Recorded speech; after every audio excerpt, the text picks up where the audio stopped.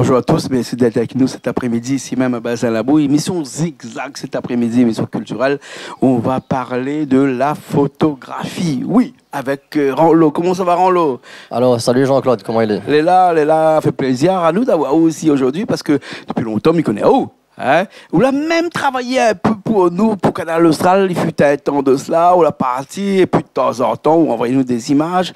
L'amour de la photographie. Hein, l'amour de la photographie, c'est quelque chose qui pèse au lourd sur la conscience, ça, non?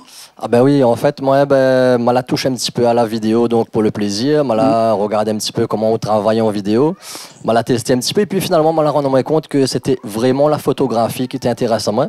Parce qu'en fin de compte, j'adore écrire avec la lumière, et surtout jouer un petit peu sur les couleurs pour essayer de donner des superbes photos.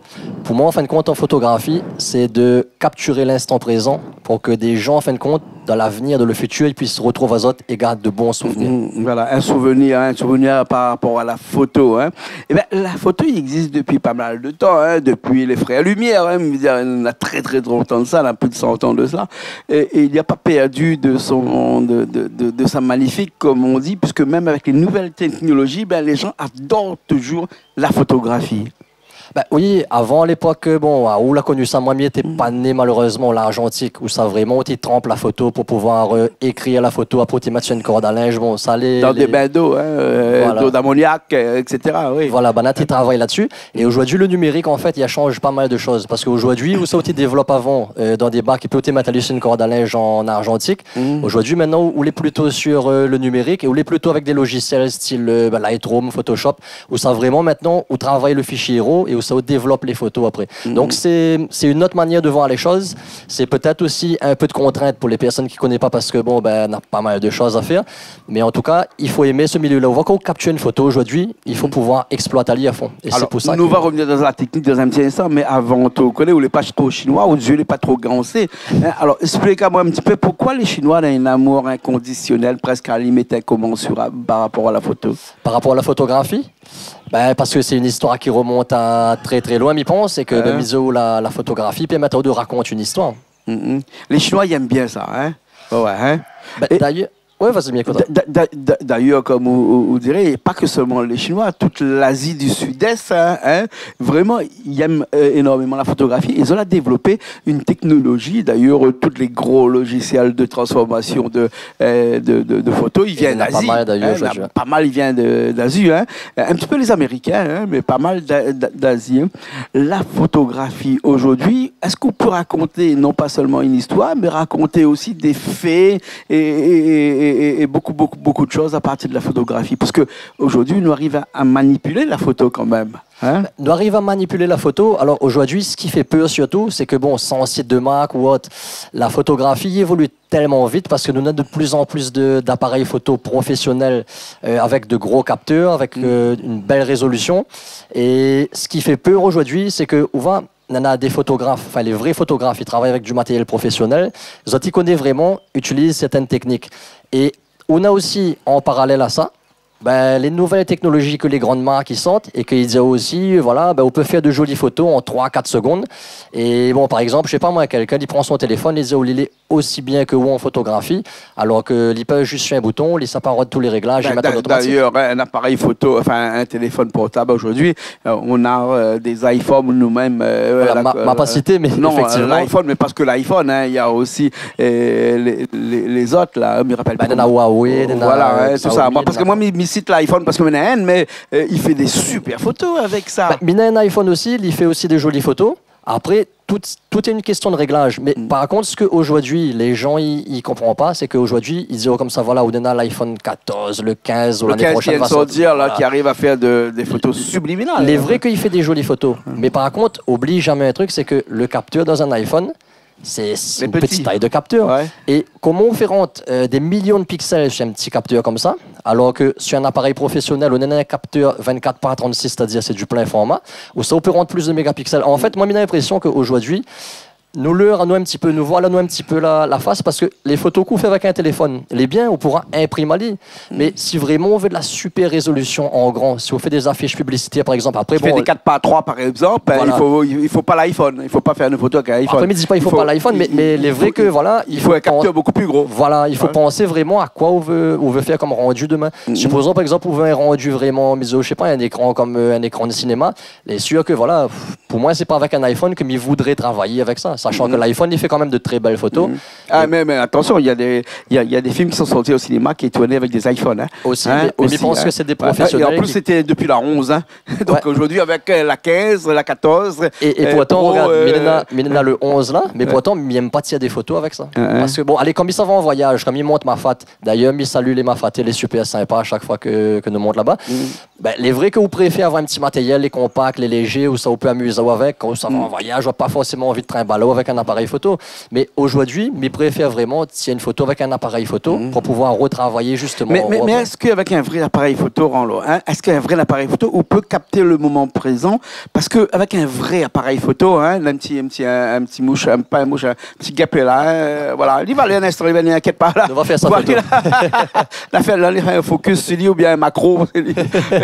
Avec un appareil photo normal, il faut que vous les stabilisez, qu'il faut les mettre droite, mais on l'a plus l'instant présent, alors que l'iPhone ou le téléphone portable, on va dire, plutôt, on arrive à capter des moments présents parce que on n'a pas besoin de mettre en préparation devant le portrait, on arrive à faire des choses où prend l'instant présent. C'est bien ce que me disait tout à l'heure, il fait peu la nouvelle technologie parce qu'aujourd'hui, par exemple, avec un iPhone, il appuie juste dessus l'écran, les verrouille l'exposition sur mon sujet, paf, il prend la photo, mais de manière automatique. Par contre, où ça vraiment, moi, m'aime pas, c'est que toutes les faits en automatique, à moins que vraiment mettre en 100% manuel, mais quand on l'envoie, je n'ai pas envie de faire ça.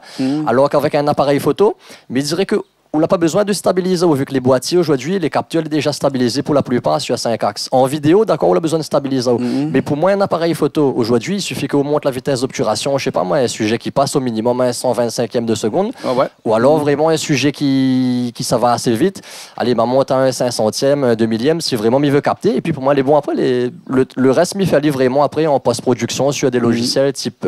Alors, si nous parlons de la post-production, ça veut dire qu'avec une photo qu'on a fait avec un appareil photo, où arrive ensuite en post-production chez vous, sur votre ordinateur, à agrandir la photo sans pouvoir perdre de la pixel? Alors, oui et non, parce qu'il dépend vraiment du capteur qu'on a, supposons, et de l'objectif que vous utilisez. Imaginons par exemple, il y a un objectif bas de gamme. Les sûr que le piqué de la photo, il sera quand pas on parle de piqué, c'est le nombre de pixels que l'appareil peut accepter. On a le piqué et le bokeh. Alors le bokeh, en fait, c'est le flou d'arrière-plan. Et le piqué, c'est le détail dans la photo. Alors imaginons qu'il y a un mauvais objectif. Bon, déjà, la photo, il sera pas intéressant. Par contre, imaginons que je veux une photo de qualité et que je veux crop dedans. À ce moment-là, il faut que mon capteur ait une haute résolution. Par exemple, on a n'importe quoi, il prend 61 millions de pixels. Quand il va zoom dedans, il pourra cropper dedans. C'est-à-dire qu'en zoomant dans l'image, il rétrécit tout ce qu'on a autour pour qu'on s'entende moi sur le sujet. Par exemple, si on fait de l'animalier, on pourra avoir quand même du détail, même en zoomant dedans. Parce qu'en fait, on a une résolution les super importante, on a beaucoup de mégapixels. Par exemple, je connais pas, il en a, je sais pas moi, 10 millions de pixels sur un appareil photo, mais il veut zoom à fond dedans, les sûr que la photo il sera de mauvaise qualité par la suite. Bien sûr. Mais après, pour moi, aujourd'hui, tout est une question de réglage. Alors, dans un appareil photo, on a deux choses. D'un côté, on a le boîtier, de l'autre côté, on a l'objectif. L'objectif compte énormément. Alors, pour moi, c'est l'objectif qui compte le plus. On appelle ça le caillou dans le milieu. Parce que c'est un objectif où pour regarder aller 10 ans facilement si on entretient bien et si on fait attention à l'humidité, si vraiment on ne met pas les dans de mauvaises conditions. Et d'ailleurs, aujourd'hui, la plupart des objectifs, les quand même bien protégés contre les intempéries. Il a sa boîte qu'on achète à il a sa boîte où mettre dedans quand on sort, ou le boîtier d'un côté, l'objectif de l'autre côté. Voilà, il dépend. Si on en a plusieurs objectifs et qu'on veut changer à chaque fois. Si on fait un safari photo, par exemple, on a des objectifs qui fait 30-40 cm de long. Les 200-600, par exemple, les sûr que ça pas marche avec tous les jours, parce que déjà, ils pèsent un poids. Mais par contre, on peut avoir aussi, ça c'est des focales fixes ou des focales à option variable. C'est-à-dire que on peut essayer de jongler un petit peu entre les deux. Mais après, tout dépend vraiment de la photo qu'on veut faire. Et pour moi, en fin de compte, malgré tout ce que nous venons de dire là, pour faire une jolie photo, c'est pas le matériel qui compte. Parce qu'on peut faire aussi une jolie photo avec un appareil bas de gamme. Comme disons, il n'est pas contre l'iPhone, sachant que pour moi, il est trop facile. On peut faire une jolie photo avec un iPhone, mais le truc, c'est la vision du photographe qui va compter. Donc, on revient à l'humain, là, dans la photographie. C'est pour ça qu'il y a des bons et des mauvais, hein, photographes, hein, excusez-moi. Mais c'est parce que c'est le matériel, bien entendu. Sous ça, la pêche, et qu'on n'a rien qu'une ligne avec un hameçon qu'on jette dans l'eau. Peut-être qu'on aura du mal à prendre un poisson, par contre, sur un petit moulinet avec un bon lancer ou envoyer assez loin là-bas, peut-être on a du bon matos, là on aura peut-être l'occasion de prendre un bon poisson. L'appareil photo, c'est pareil, enfin le photographe, c'est pareil, il faut avoir du bon matériel, mais pas que, il faut vraiment aussi être très bon pêcheur parce que on va à la pêche là quand même, hein, avec un appareil photo, hein. On va chercher l'instant présent, on va chercher la chose qui va faire que la photographie va être une photo ou bien sinon une photo d'un journal. Tu sais, les photos, m'a toujours vu les photos dans les journaux là, et m'a toujours dire moi comme ça, mais pourquoi on a fait des vilaines photos comme ça dans les journaux? Parce que on ne rentre pas trop le bout dans un journal, il prend rien que le moment qui s'est passé, le moment d'actualité qui s'est passé. Peut-être pas forcément le temps aussi de dire, par exemple, quand on fait une photo, bon là par exemple on parle mais dis-moi que bon, mais il n'est pas journaliste, mais il essaye de mettre à moi un petit peu la place de Bana, et peut-être que il dit des bêtises aussi. Bon d'ailleurs, excusez-moi si il dit une bêtise, mais il est vrai que quand on arrive un moment important. Prends mon micro. Par exemple, voilà, m'y reprend. Imaginons que il est journaliste. Allez, m'y improvise à moi journaliste pendant quelques secondes. M'y arrive sur. Le journaliste, c'est pas forcément un photographe. Voilà, c'est pas forcément un photographe. Et bon, d'ailleurs, il y en a des journalistes qui font aussi de jolies photos, mais par contre, m'y arrive sur un moment où ça est très important, il faut m'y capturer une photo tout de suite, où ça n'est pas une situation d'urgence. Par exemple, je sais pas moi, je sais pas, disons n'importe quoi, une célébrité qui passe. Il n'y a pas le temps de régler sa vitesse d'obturation, il n'y a pas le temps de régler son ouverture. C'est peut-être que là où l'appareil photo, le téléphone est bon, non? Et c'est ça qui fait peur, parce que le téléphone là, il va capter l'instant présent, mais il donnera pas où la plus jolie photo possible, parce qu'on n'aura pas le temps vraiment de régler. Alors qu'un appareil photo, aujourd'hui, il me dit, bon, si on a quand même un minimum de réglage, si on l'a déjà préconfiguré un petit peu, il n'est pas automatique. En fin de compte, pour moi, un iPhone, il ne laisse pas vraiment le choix à l'instant T. Sauf si vraiment on la passe beaucoup de temps dessus. Mais un appareil photo, on l'a préconfiguré. Nous dit iPhone depuis tout à l'heure, mais nous pourrait dire aussi Samsung ou Huawei. Hein, ouais, bien sûr. Hein. Nous dit ça parce qu'il est vrai que voilà, tout de suite, il passe à nous dans la tête. Ouais. Mais il est vrai, après, voilà, pas tout le monde n'est chez Apple non plus. Bien sûr. Du coup, voilà, pour moi, un appareil photo va rester vraiment le confort de travail qu'un photographe va utiliser. Par exemple, moi, je ne verrai pas moi, arrive dans une soirée ou je sais pas, moi, je viens ici chez Canal Austral ou dire-moi comme ça, tire deux petites photos. Je ne verrai pas moi forcément prendre mon iPhone pour donner à les plus belles photos qui soient. Pour moi, il faudrait que, ça c'est ma vision des choses, j'aimerais bien par exemple utiliser un appareil photo où ça mène à mes réglages, ou alors sinon il retouche la photo en post-traitement pour, par exemple, là comme il regarde, nous l'est à peu près 5 heures, 5 heures et quart, la lumière, la fin de descendre un petit peu, nous l'a plus vraiment de lumière directe, nous l'est plus sur de la lumière diffuse, donc il aurait aimé par exemple en post-production, retouche un petit peu, rehausse un petit peu l'exposition, diminue un petit peu sinon des hautes lumières, ou alors dégage un petit peu les ombres, et ça l'iPhone en fin de compte, il va proposer ou alors Huawei ou Samsung, peu importe, il va proposer des réglages de manière vraiment, pour moi, aléatoire ou alors sinon de manière grossière, sans vraiment rendre dans le détail. Et pour moi, ce qui change vraiment quelque chose dans la photographie, c'est de jouer sur le détail et de montrer vraiment que haute vision des choses va compter par rapport à l'idée qu'on en a d'autres têtes. C'est pour ça qu'il y a dans la photographie. Bien sûr. Alors, il y a des photographes qui exposent aujourd'hui, qui font des expositions de photographie. On a vu des expositions de tableaux, mais très rarement des expositions de photographie. De plus en plus, on arrive à voir des expositions de photographie. Et d'ailleurs, on a une tendance actuellement, c'est le noir et blanc. Hein, le noir et blanc. Pourquoi le noir et blanc attire tellement le côté artistique de la photographie? Moi déjà, j'adore le noir et blanc. C'est quelque chose que je ne maîtrise pas à 100%. Et d'ailleurs, justement, je m'entraîne à apprendre à travailler le noir et blanc.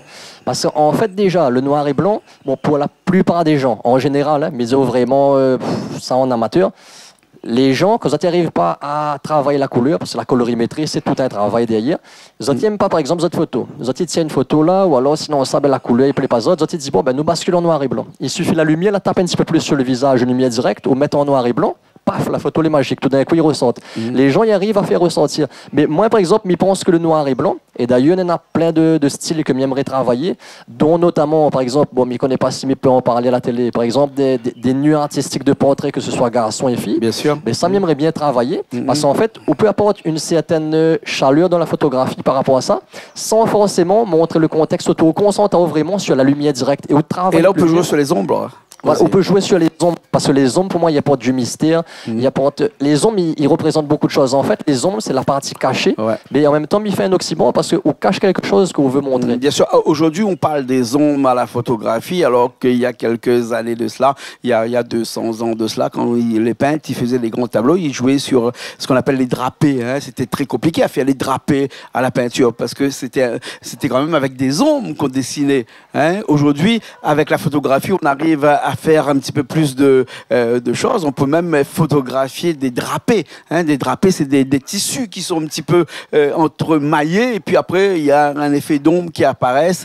Et là aussi, c'est l'angle de vue, c'est la façon de faire la photo, c'est le nombre de pixels qu'on utilise, c'est le nombre de ISO. Enfin, mais en tout cas, respect pour l'époque, parce que ils n'avaient pas le même matériel que nous. Et ça y arrive justement, et c'est ça que depuis tout à l'heure, nous sommes en train de parler, l'œil du photographe. C'est ça vraiment qui va compter. L'objectif, c'est l'œil du photographe. Voilà, parce qu'en fait, l'œil du photographe, c'est sa vision de voir les choses avant que le spectateur la fait une vue.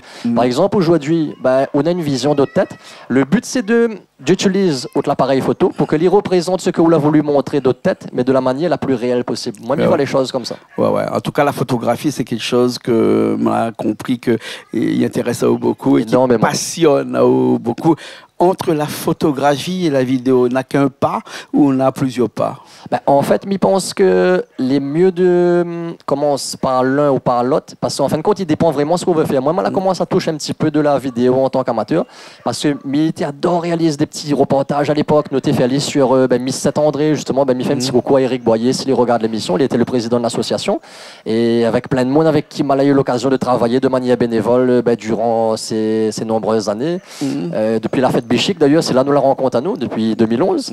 Et où ça m'a eu l'occasion de faire plein de petites vidéos, des petits courts-métrages, vraiment pour amusement. Et à l'époque, justement, on avait un matériel, n'était pas vraiment intéressant, mais c'était amusant. Et alors, le pas entre la photo et la vidéo, quand on nous dit que l'on a un pas, il est assez compliqué de dire que l'on a un pas, parce que la vidéo, c'est un certain type de réglage, et la photographie, c'est un autre. Moi, je pense qu'aujourd'hui... C'est deux métiers complètement différents, d'après vous? Pour moi, je pense que deux métiers pour moi, différents. Les différents, parce qu'en fait...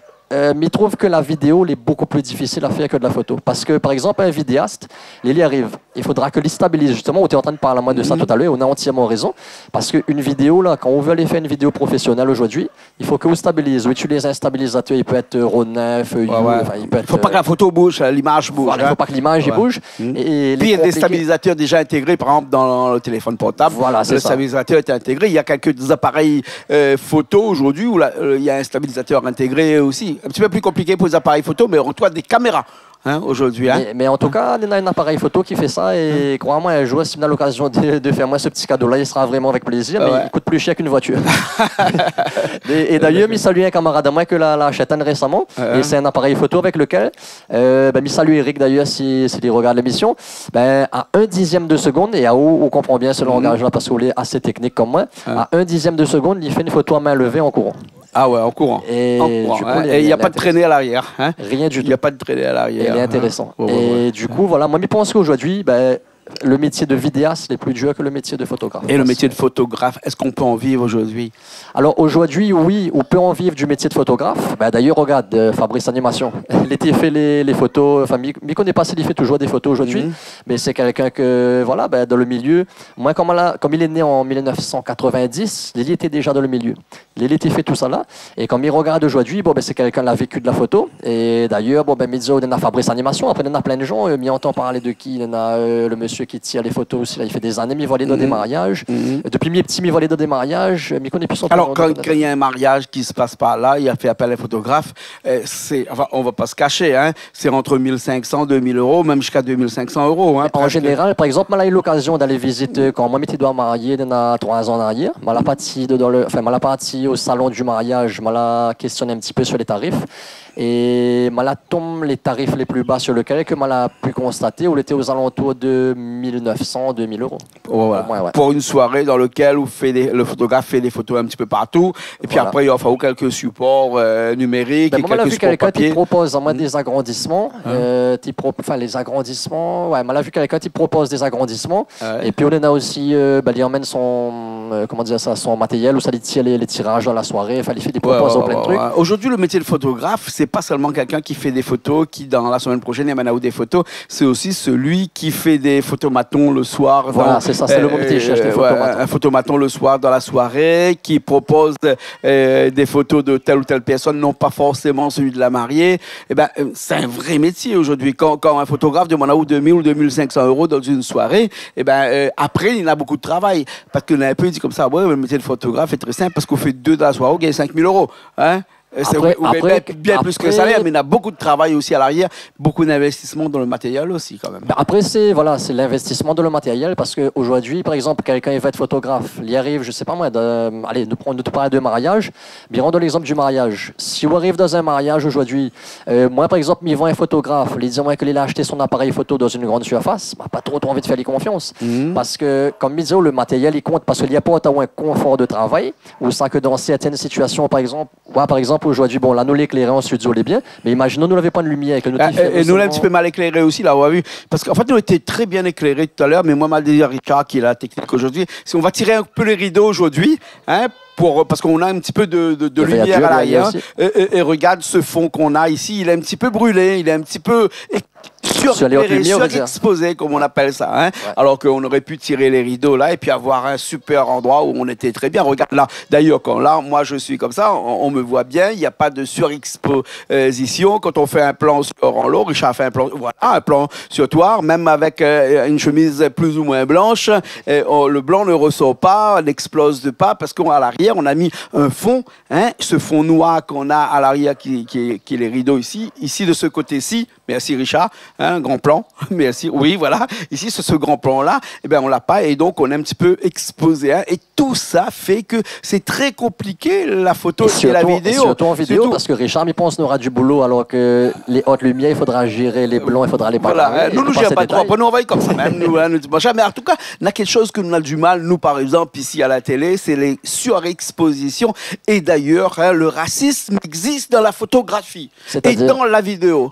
Oui, le racisme existe parce que, regarde-nous où les blancs, moi mais les noirs. Ici, Richard a du mal là-bas parce que quand il va mettre sur haut ou sera surexposé, quand il va mettre sur moi, il sera pas exposé du tout. Il va falloir trouver le juste milieu au niveau de l'éclairage pour que nous ayons une balance des blancs. Ouais. C'est pour ça qu'on appelle ça la balance des blancs, hein, d'ailleurs. Hein. Et là même quelqu'un une fois l'a dit. C'est pas mon inventé, hein.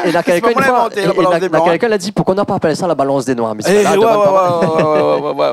Et pourquoi il n'y a que des touches blanches, très rarement des touches noires. C'est ça. Non, pour parler de ça, mais en tout cas, cette balance-là, elle est très compliquée parce que nous connaissons que ici, quand nous avons des interviews et que nous avons des personnes de toutes les couleurs, eh ben, Richard, il a du mal à régler les couleurs, même avec les lumières que l'on a ici, on a du mal tout le temps parce qu'on est à l'extérieur. On aurait été à l'intérieur, on peut avoir des lumières qui sont vraiment dédiées, hein, c'est-à-dire une lumière qui est dédiée à quelqu'un qui est blanc, une lumière qui est dédiée à quelqu'un qui est noir, et là qu'on règle chaque lumière en fonction de la personne, hein, pas de discrimination, alors que là, à l'extérieur, on est un petit peu ennuyé parce qu'on est obligé de le faire avec, parce que les blancs, les noirs, les métissés, c'est ça aussi qui fait on a des soucis au niveau de la couleur. Mais c'est ça qui fait le charme aussi d'une émission, d'une retouche, parce qu'en fait, ils permettent vraiment de trouver le juste milieu, et de toute façon, la photo et la vidéo, c'est une histoire de compromis entre l'ISO, l'ouverture et la vitesse d'obturation, on trouve le bon compromis.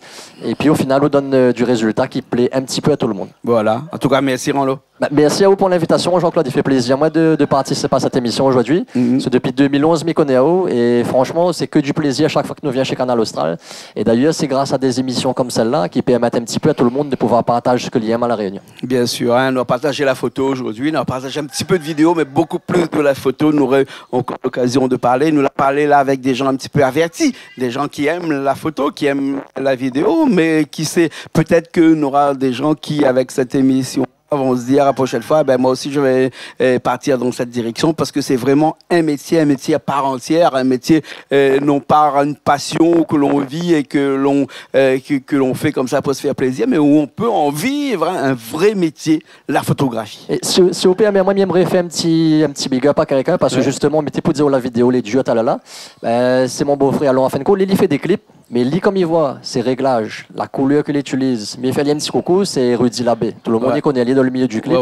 Et Miso, franchement, un jour, verrez la qualité que lui propose. Ben, moi, j'aimerais faire quelque chose comme ça. Bon, je n'y arrive pas parce que la vidéo, voilà, c'est quelque chose que mal à passer parce que Il faut faire beaucoup de réglages et moi, je préfère la photographie en tout cas. Voilà. Mais En tout je cas, reste nous dans sommes contents l'occasion d'avoir de- vous. Et voilà. puis après, eh ben, qui sait, s'il y a des gens qui ont besoin de faire de la photo, ils peuvent appeler là haut. Hein, aussi. Ça, pas de souci. Bien sûr. Merci beaucoup, Rollo. Merci Jean-Claude. Merci, merci. Richard qui était à la technique comme d'habitude. Et puis après, nous retrouvons la prochaine fois dans de nouvelles émissions pour parler encore d'autres choses beaucoup plus intéressantes et même un petit peu moins intéressantes. Tu vois, tous les sujets ici sur Canal Austral sont intéressants. Allez, nous retrouvons la semaine prochaine.